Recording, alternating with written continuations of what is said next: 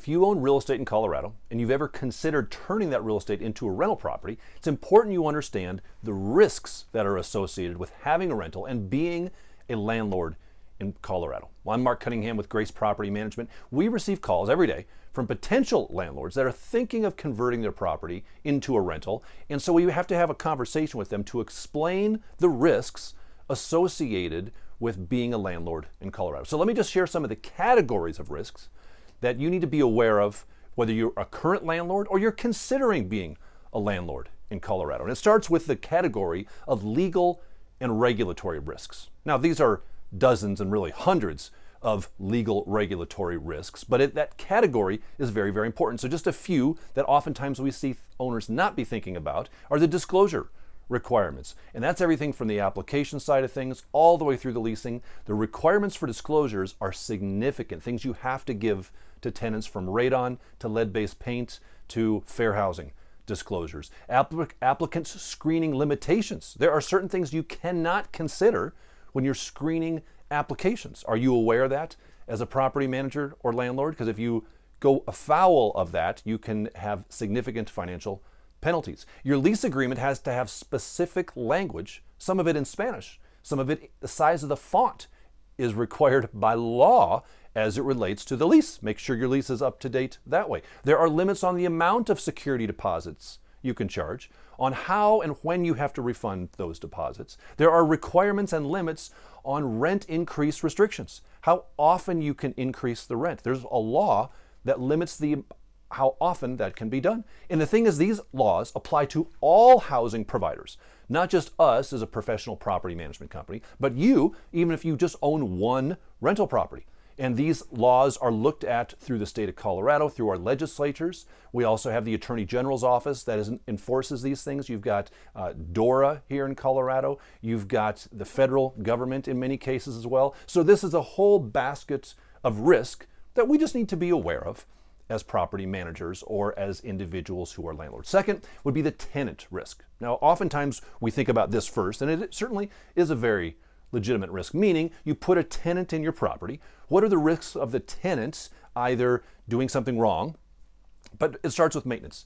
When a tenant submits a repair request, you as an owner have a certain amount of time in most cases that you must respond, and then you must repair that instance. And there's different timelines based upon the severity of the request coming in. We've talked about that here.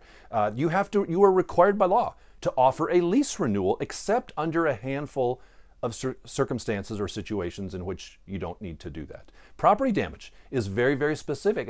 When a tenant moves out, there are some types of damage, specifically damage, that you cannot charge your tenants for, even if they did the damage. That would be borne as the cost be borne by you as the property owner. And of course, what we normally think of is the non-payment of rent.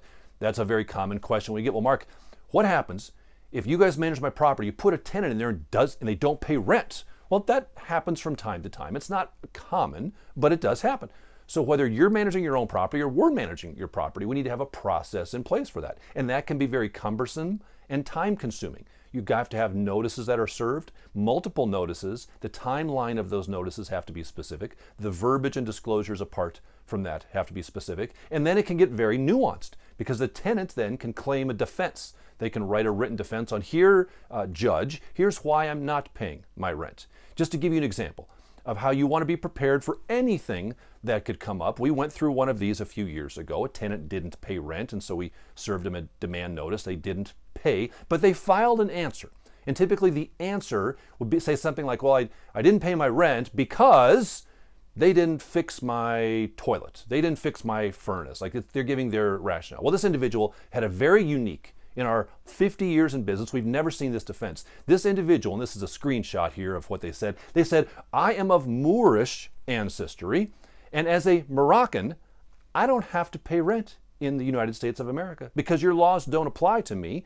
And they cited even a letter from George Washington going all the way back to the Sultan of Morocco.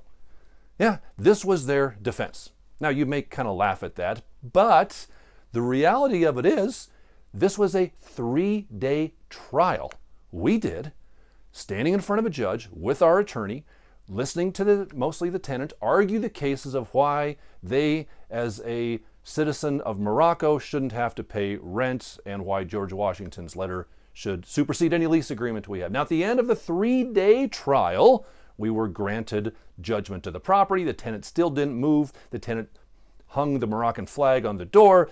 The SWAT team had to come out, and it was a physical eviction of sorts. Now, that has happened one time in 50 years. But you need to be prepared for just about anything that could potentially happen if you are going to be a landlord, even something as strange and as odd as that. Now, what about more realistic things that you should prepare for? Well, property risks, meaning you're going to have unplanned expenses. You may not have someone say, I'm of Moorish ancestry, I don't have to pay my rent, but you will have a toilet that backs up. You will have a dishwasher that stops working. Your appliances will break. Things will happen, and you need to be prepared for those expenses. We recommend all owners have a reserve of 3 times the amount of the rent for those expenses. Unplanned vacancy. What if the tenant moves out mid-lease term and it's November and the property is going to sit vacant for a period of time? That's something that could happen. You need to be prepared for that as a very real risk. In the last couple of years in Colorado, we've actually seen declining rents. That's a very real risk as well.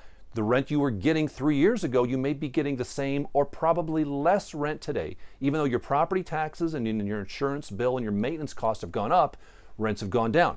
That's a very real financial risk. So how do you reduce these risks within our industry? Well, number one, you have to understand them.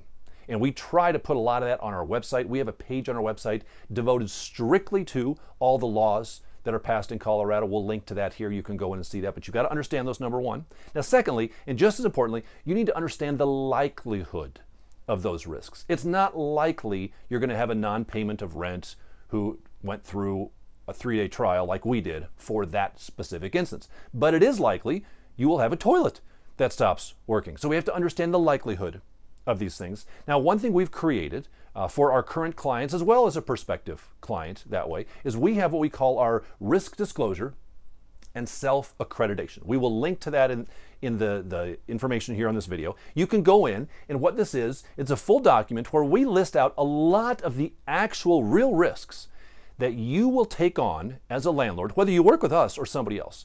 But we list out these risks so that you can see for yourself what they are, and we ask our owner clients to self-accredit, meaning kind of raise your right hand and say, yes, I acknowledge that these are real risks in being a landlord or property owner in Colorado, and yes, I simply acknowledge these risks that way. So we'll link to that.